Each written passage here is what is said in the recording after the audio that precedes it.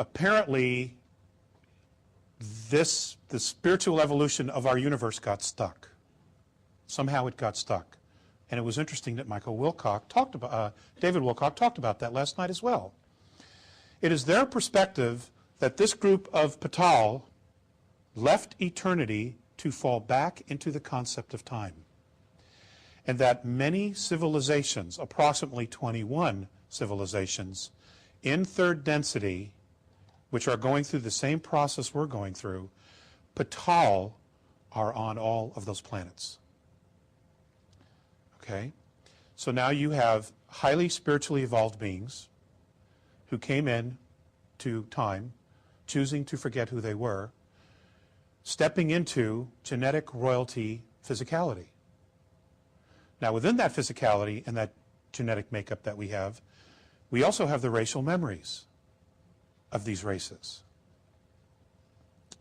Now, that's profound, because when you take a look at the idea that many of these different races come from completely different environments, completely different living habitats and ecosystems, which we'll talk about, there truly is absolutely no limit to what we are and what we can do. The question no longer is, and I agree absolutely 100% with Paula on this, it isn't, are we alone? That question's done. The question is, what do we want? That's the question. Who do you want to be? It's not who you were, who do you want to be? What do you want? In what direction do you want to create? What do you want to create? Do we create it together, or do we stand as individuals? That's really where humanity is. We're going to get all the help in the world, but they are not going to do the work for us. They're just not. They can't. We will never permanently, spiritually evolve third density into fourth and to fifth if they do the work for us. And that does not mean, and that literally means, not everybody's going to graduate on this planet. Okay? But that's okay. We're all soul. We're all spirit. People start over all the time. Okay? The idea here is, who wants to? Okay? You all have what it takes. And I'm not only addressing you, I'm also addressing whoever sees this, because these DVDs have a life of their own. Okay? The Andromedans are light blue skinned. They have three sexes, androgynous, male and female.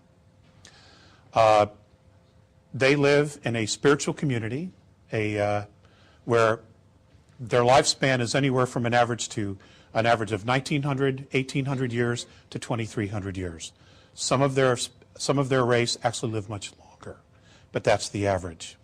Their children go to school to what would be the equivalent of our years, 150 to 180 years, where they learn all the sciences, they get all the degrees, and everything that is available as far as knowledge at the moment is taught to them.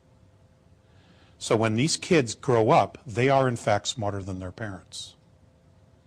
And that's called the law of consistency, which is what they practice.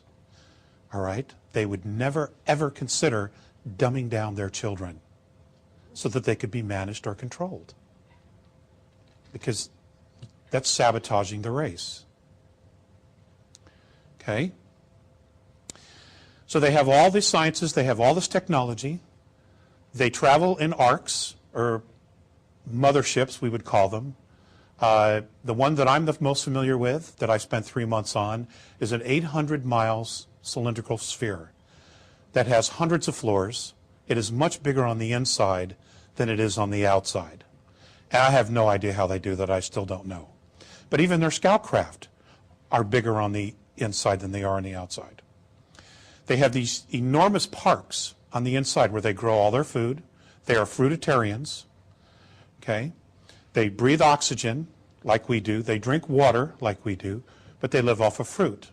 And they grow these type of fruits on their craft. They have 20, 30, 40-mile parks on virtually every floor, and along the sides of the parks is where they habitate. There's like apartments all around the circles, and there's wildlife, there's animals, there's birds, things that look like squirrels. There's all these different life forms. They also have a lot of different colors. Because they're fifth density, their color spectrum is 221 colors, where our bandwidth is only 72 here. So it's impossible for me to share with you some of the colors that I've seen, because there's just no way, there's no point of reference for me to share that with you here. They have animals that, well, the closest thing they have is something that looks like a squirrel, but it isn't a squirrel. Okay, but it's very clever, and all the animal life is telepathic. It completely interacts with all of the people there. The children are all telepathic. They do not speak. Very few do. Morine has learned to speak, and that's because of my relationship with him over the last 40 years. He made an effort. Okay, I got way ahead of myself, didn't I? Yeah, it's been a while. I'm a little nervous. My relationship with the Andromedans have been primarily with two beings. A very old gentleman, a sage. His skin has gone pale because of his age. His name was Phaseus. They don't really use names, they use symbols, but for the benefit of me, because of our culture and how we like to label things on the planet, his tone, his frequency, his symbol would equate to the word Phaseus. So he was Phaseus. Phaseus was about 4 foot 11, 4 foot 9 tall. Very old. In our years, he was 4,300 years old. So he was like a Yoda, but very stiff, very stiff. Morine, on the other hand, is 2,300 years old. He was very young, very strong. He's 7 foot tall, 400 pounds, and he's just perfect. He's loosened up. He's learned to talk. He has a sense of humor. Many of them do, but because they're telepathic, you don't actually hear the jokes. Okay. And I was very self-conscious in the beginning, because sometimes they would look and then they would smile and kind of giggle, and they're talking about you, but you just don't know what it is, You can't even eavesdrop. So it's been an extremely interesting experience.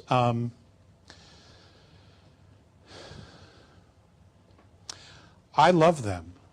I absolutely love them. They are my brothers. They are my family, and the Andromedan people love us because genetically they're connected to us. And they have been extremely worried about us for a long time. There was at one point a council meeting in Andromeda. It's only held there. They don't run it. It's only held there because it's a central point for many star systems in that part of our galaxy to talk about us. And I think it's noteworthy to tell you about this. I was told about this in the late 80s. But they don't have the same kind of time that we do. So I don't know the exact time that this meeting actually occurred. But they only shared it with me in the 80s when I was living in Malibu. There was a meeting to decide what to do here.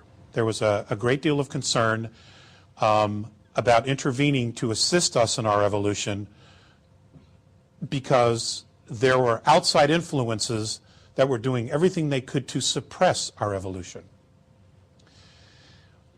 And that's a whole other story. A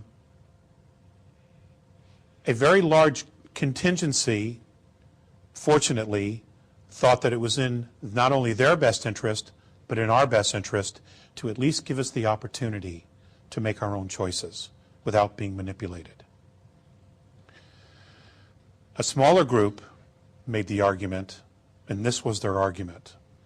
They don't respect themselves, they don't respect each other, and they don't respect their home.